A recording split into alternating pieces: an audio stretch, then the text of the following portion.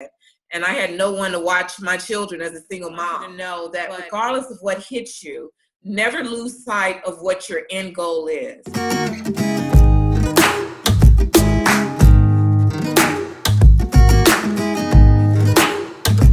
Hi, this is Robert Wilkins, aka Basketball Tall. Welcome to my channel.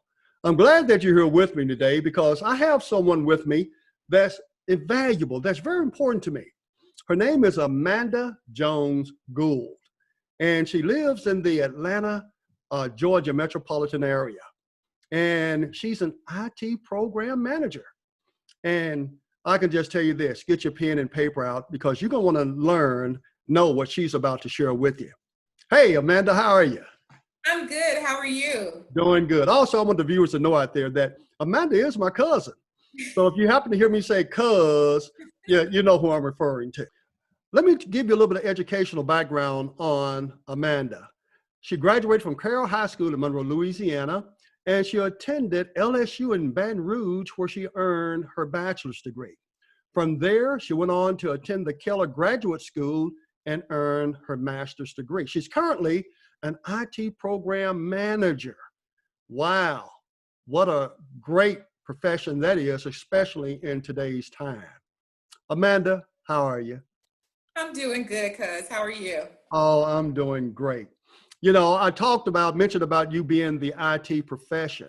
If you would, tell us a little bit about that. How did you get involved in such a profession, and what are the requirements to be able to do so? So I actually got started, I used to work at Delta Airlines and I was a business analyst. And Delta decided that they wanted all of their project managers or employees to be certified in project management. So everyone typically does projects daily. If you are building something, if you're, creating or managing some type of task or a temporary endeavor, that's a project. So I actually was impressed with the instructor from what she was telling me. It was a 2-year program and kind of learning what we were trying to do at Delta. But after hearing her talk about it, I felt that I could do those things really well because I was good at being in charge to begin with. So I was like, this is perfect. I could be in charge. But I talked to her and she told me that I needed to go get my PMP certification, and that if I didn't understand how to do that, it would probably help. I could go get a master's degree and focus on project management. And 3 months later, I enrolled in the master's degree program. And then I went through and finished that. And then eventually I got PMP certified. So when you went to LSU, what did you major in? I actually majored in communication disorders, speech pathology. But in order, I wanted to work in the hospital area with that, and that required me going back to get my graduate degree, and I would also have to do like some type of small residency in the hospital. But I had a daughter in college, and I needed to make some money at the time. So I went to work, and in college, I worked for Delta. At the time, I worked as an airport agent and so forth, and baggage and also gate agent. But once I got my degree, I was promoted into their corporate office. And that's when I decided I wanted to pursue program management. You know, you spoke of your daughter, and who played college basketball at Winthrop.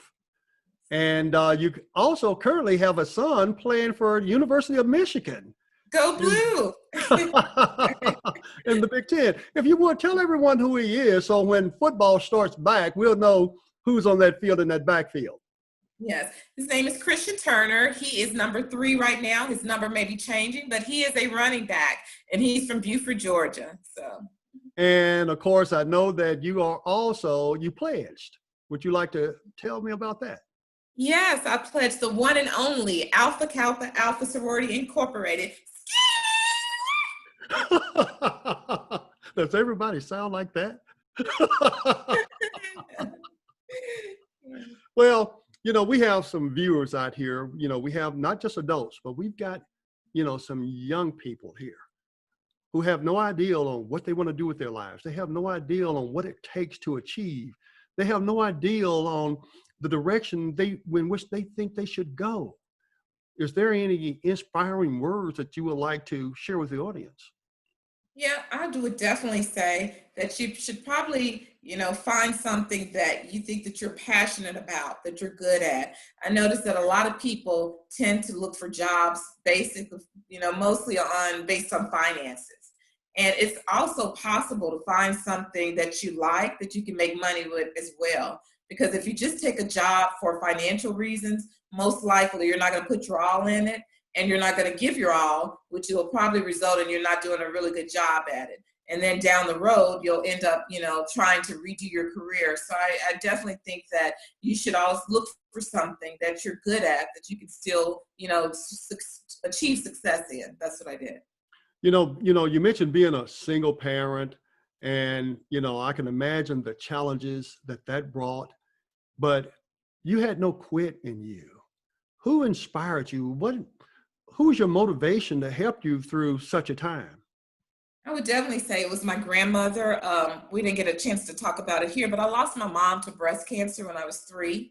And so my grandparents raised me. And my grandmother was very strong. I think the whole time I lived with her, I've only seen her cry one time. And that was when her sister, which was your Aunt Rosie, died. And so she always taught me to be independent, to fight for what I want, to not give up. Education was key. So I never wanted to disappoint her. So I always made sure that I had, really good grades. I made sure I was in the honors courses. And I knew in college, she actually died before I was able to graduate from LSU. And as you mentioned, I was a single mom at the time. I did not want to let her down. She was afraid that I'd be a statistic. So I made sure that I didn't quit school. A week after I had my daughter, I went back to classes and I was able to graduate the semester after she passed away. One thing about Aunt Caroline, she was a very positive, inspiring, and and religious person. And the thing is, every time I come to Monroe, when I come back home, she will always give me encouraging words all the time. And I don't think I ever missed coming to Monroe. I never stopped by to see her and Brother Ed. Yes, it's very But good. anyway, there's a lot of things going on in society today. We have the COVID-19 coronavirus situation. We have things that are shutting down, and and you being a manager, and what are you seeing in your region? What do what is your company looking like? I mean, is things still going strong? Is there, can you enlighten us in today's time that we're facing right now?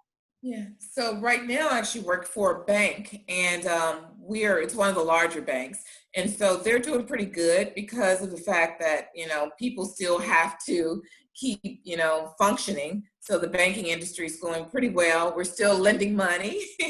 We're still encouraging small businesses to to perform and people to keep we have to keep the economy going. So it's going well. But what I noticed is that companies are beginning to see that people can be productive even when they're not in the office. And I actually think that this new model of working will become something that we'll see more in the future because, it's causing a lot of reduction in overhead when you're able to work and still be productive at home. And actually, when you're working from home, sometimes I find you work a little bit harder. So I think companies are beginning to rethink their business model and how they want their employees to operate. So guys, you hear that, you've heard that. It seems that in the technology world is definitely in an area to be booming in the future because it is here to stay.